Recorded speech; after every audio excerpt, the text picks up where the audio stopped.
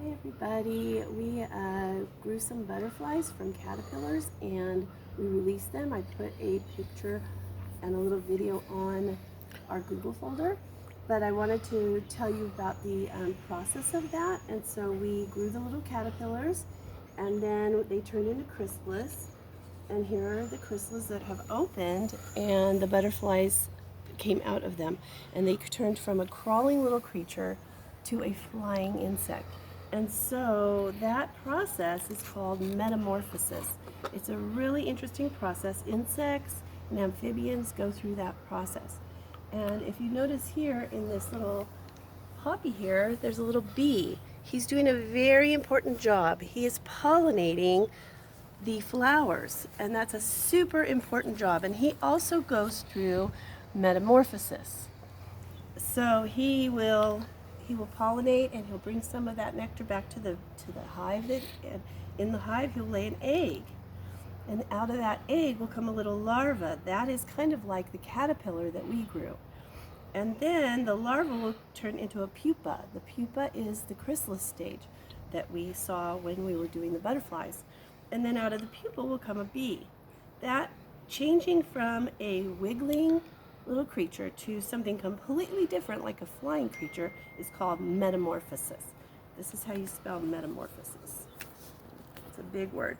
Metamorphosis.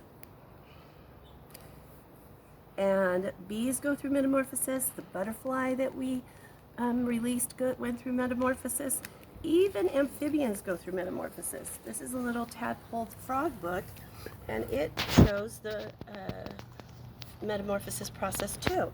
In amphibians, a frog is an amphibian, and so they lay eggs, and in the egg is a little tadpole that comes out, and then the little tadpole has gills, so it's a swimming creature and it lives underwater.